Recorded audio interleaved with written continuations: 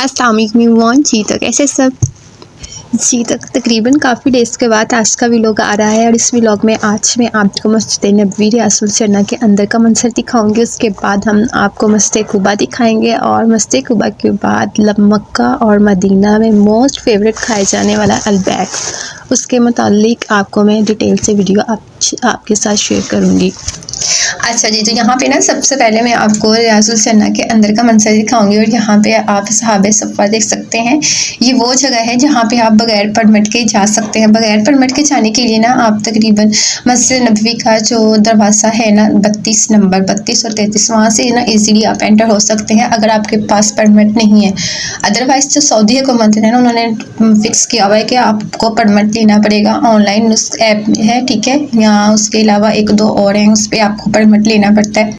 और परमिट के साथ मैं अल्हम्दुलिल्लाह 3 दफ़ा जा चुकी थी, लेकिन ये जो मैंने वीडियो शूट की थी ना वो बगैर परमिट के एरिया वाली है, ठीक है। लेकिन अभी मैं आपको वो भी जगह दिखा दूँगी। ये चीज़ रियासुल जन्नह के अंदर का है सारा सीन और अल्हम्दुलिल्लाह ऐसे ही था कि जैसे सच में ही ये जन्नत का एक टुकड़ा है, क्योंकि इसको जन्नत का टुकड़ा कहा जाता है और ये जन्नत से कम बिल्कुल भी नहीं है। आप इनके मेंबर्स देखें, ठीक है। और जो रियासुल जन्नह के अंदर पिलर्स है ना वो सारे जन्नती पिलर्स हैं और उसके पास जितने भी लोग यहाँ जो भी नफल पढ़ते हैं ना उनका बहुत ही ज़्यादा आला मुकाम है।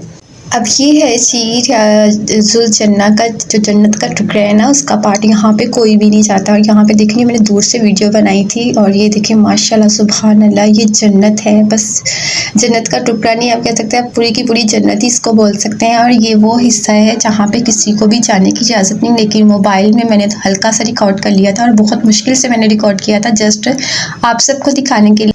बाकी ज़्यादातर इन लोगों ने ना सारी ज़ियारतों के ऊपर आगे फ्लेक्स लगा दी थी, क्योंकि लोग उनको चूमते हैं। ज़ाहिर है जो भी चाहता है हमारे जैसा वो तो कहते हैं कि बस हम चूम ले, जैसा भी जिस तरह भी हमें बस मिले हम उनको सर आंखों पे इस ज़ियारत को बिठाएं। तो यहाँ पे ना सऊदी हुकूमत ने मोस्टली आगे सारी ज़ियारत के आगे ना फ्लेक्स लगा दी थी, क्योंकि उनकी नज़र में ये बिद्दत है, शिर्क है। सो उनको हमें नहीं ये करना चाहिए। और वाकई ही जितने पाकिस्तानी जाते हैं ना, पाकिस्तान वालों अच्छे खासे यहाँ पे बदनाम हुए हैं। उन्होंने तकरीबन पाकिस्तानियों की ही वजह से उन्होंने ये सारा काम किया है। उसके बाद ये है जी मस्जिद कुबा और यहाँ पे ये मदीना में है। और यहाँ पे जो आप 2 नफल अदा करते हैं ना वो आपको उम्रे जितना सवाब मिलता है।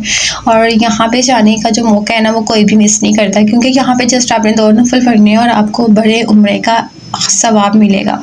सो अगर आप मकबूल उम्रे का सवाब हासिल करना चाहते हैं ना तो आप मस्जिद कुबा में ज़रूर आएँ। और यहाँ पे आने जाने के लिए ना अगर तो आप किसी ग्रुप के साथ आए हैं तो आपको कन्वेंस मिल जाती है। अगर आप ग्रुप के बगैर आए हैं तो इजीली आपको कोई भी टैक्सी वगैरह मिल जाएगी जिसके थ्रू आप यहाँ पे मस्जिद कुबा में आ सकते हैं। अब यहाँ पे जैसे ही हम एंटर हुए थे तो यहाँ पे आते ही हमें साथ ही तो बरक मिल गया था। ये सऊदीया का सबसे ज़्यादा पिए जाने वाला कहवा है। अगर तो आपके गले में किसी भी किस्म का कोई मसला हो ना, बस आप इस कहवे को पी लें, आप जल्दी से हसाश बशाश हो जाएंगे। सो ये तो आपको जब भी आप सऊदीया आए ना तो इस कहवे को आप ज़रूर पिए। और इसके साथ ही आपको यहाँ पे तो बर्फ़ के लिए पानी जगह जगह मिलता है। पानी की बोतलें होती हैं, यहाँ पे तो गिलास में पानी पीने का रवाज ही नहीं है। मोस्टली लोग ना बोतलें ही यूज़ करते हैं। और उसके बाद यहाँ पे जो बंद ब्रेड वगैरह मिलती है ना वो भी कुछ डिफरेंट टेस्ट की होती है। बहुत कम लोगों को टेस्ट अच्छा लगता है, लेकिन यहाँ की मरगूब ग़ज़ा है, ठीक है। मरगूब ग़ज़ा है ये यहाँ की और लोग इसको बहुत ही शौक़ से खाते हैं। और हम भी तो बर्फ़ समझ के खा गए थे इसको, क्योंकि ये हमें अच्छा लगा था, टेस्ट अच्छा था। लेकिन कुछ लोगों को नहीं भी पसंद आता, लेकिन आप इसको तबरक समझ के ज़रूर खाएं। और यहाँ पे डिफरेंट किस्म के लोग आए हुए थे ग्रुप्स की सूरत में और हर ग्रुप एक ग्रुप से बहुत ही प्यारा लग रहा था। इनका इतना कंट्रास्ट होता है ना, एक जैसा सेम टू सेम इन्होंने सेम बैग्स, सेम इनके शॉल, सेम इनके shoes, same each and everything इनकी सेम होती है। और वो इतने अच्छे ग्रुप लगते हैं ना, अगर कोई एक बंदा इनका गुम हो जाए ना तो दूर से नज़र आ जाता है कि बस ये इस ग्रुप का मेंबर है और जल्दी से भाग के अपने ग्रुप के पास आ जाते हैं। हमारा जो ग्रुप था हमारे थे जस्ट ब्लू स्कार्फ, जैसा कि आपको ये हल्की सी झलक नज़र आई है। हमारे ग्रुप के ब्लू स्कार्फ थे, ब्लू बैग थे और ब्लू ही हमने कार्ड वेट किए हुए थे। और दूर से हमारे ग्रुप का भी हल्का फुल्का सा बस पता चल जाता है और हमारा ग्रुप भी अच्छा खासा लग रहा था, ठीक है। उसके बाद ये है जी मस्जिद कुबा का अंदर का मंजर। यहाँ पे नीचे वाले फ्लोर में भी नमाज़ पढ़ी जाती है, लेकिन जब रश ज़्यादा हो जाए ना तो ये ऊपर की तरफ भेज देते हैं। ये है जी यहाँ पे वॉशरूम एरिया भी अच्छा खासा है, बहुत आला क्लीन एंड साफ़ सुथरा था। उसके बाद ये है मस्जिद कुबा का ऊपर का मंजर। यहाँ पे आप मस्जिद देखें, तमाम लोग जहाँ पे जितने भी मस्जिद कुबा के अंदर पिलर हैं, कोशिश होती है यहाँ पे लोग ना नाम लिख देते हैं अपने प्यारों का, अपना जो भी लोग आए हुए होते हैं, ताकि उनकी भी यहाँ पे हाज़िरी हो जाए। ये बस कुछ भी कह लेंगे, हमारा है, अकीदा है, या कोई सभी की, लेकिन मानने वाले जो भी मानते हैं अल्लाह की ज़ात उसको कबूल करती है। और यहाँ पे जब भी आप कोई नाम वगैरह लिखें, चाहे उंगली के इशारे से लिखते हैं, कुछ भी लिखते हैं, तो इंशाल्लाह वो इंसान ज़रूर आता है। सो ये ऊपर का जो है ना वो सारा औरतों के लिए सिस्टम था, ठीक है। यहाँ पे सिर्फ जस्ट औरतें हैं, और ये जो नीचे का पोर्शन है यहाँ पे मर्द वगैरह है। नीचे भी अलग से एक सेपरेट पोर्शन है जहाँ पे औरतें होती हैं, लेकिन मर्द भी एक साइड पे होते हैं। सो ये दोनों के अलग अलग पोर्शन है, ठीक है।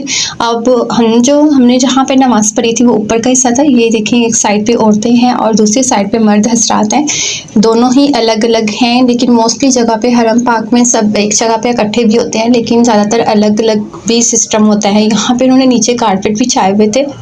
अब अगर हम मस्जिद कुबा के बाहर की जानब खड़े होके तो बाहर का सीन देखें ना, तो बहुत ही आला ज़बरदस्त सीन था। यहाँ पे आप देखें, लाखों की तादाद में लोग यहाँ पे आते हैं हाज़िरी के लिए, यहाँ पे आके नफल अदा करते हैं और मकबूल उम्रे का सवाब हासिल करते हैं। अगर आपको 2 नफल अदा करने से पूरे उम्रे का सवाब मिल जाए तो और आपको चाहिए ही क्या। मस्जिद कुबा की सबसे ख़ास बात यह है कि हज़रत मोहम्मद सल्लल्लाहु अलैहि वसल्लम ने इस मस्जिद की खुद अपने हाथों से बुनियाद रखी थी।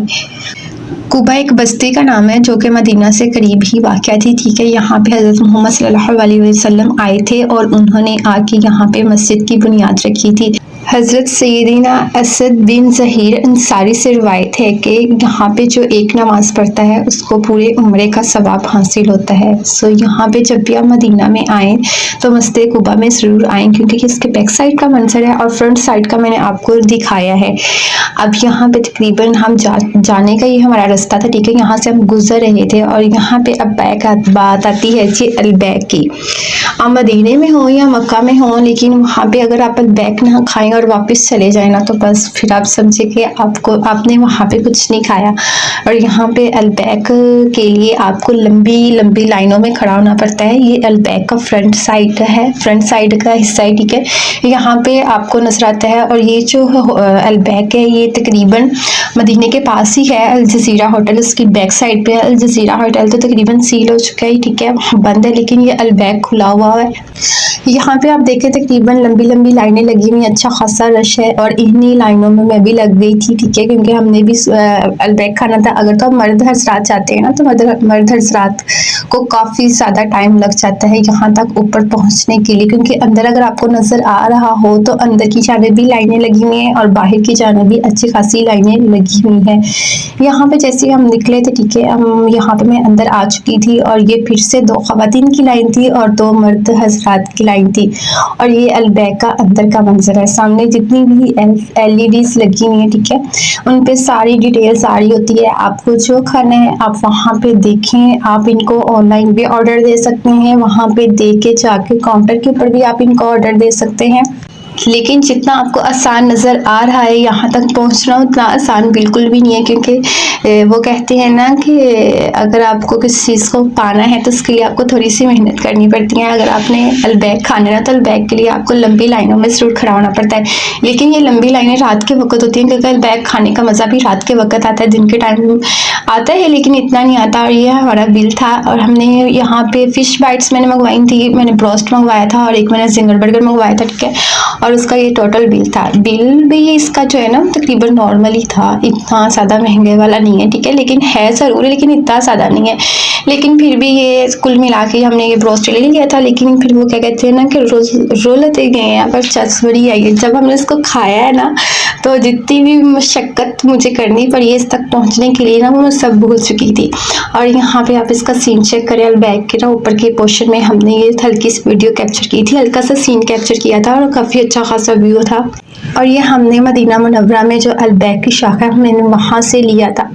और यहाँ पे ऑलरेडी लोग काफ़ी हद तक रहते हैं। ये अलबैक का जिंगर बर्गर है, ठीक है। और उसके बाद ये इसका ब्रोस्ट है, साथ में आपको फ्रेंच फ्राइज भी मिलेंगी। और इनकी जो सॉस है ना वो बहुत ही मज़े की है। वाइट सॉस और मस्टर्ड सॉस दोनों ही बहुत ही ज़्यादा मज़े की हैं। वैसे तो इसके साथ ज़्यादातर लोग यहाँ के जो लोग हैं ना वो बंद वगैरह ही खाते हैं और बर्गर बना बना के, लेकिन रोस्ट तो वैसे ही खाया जाता है।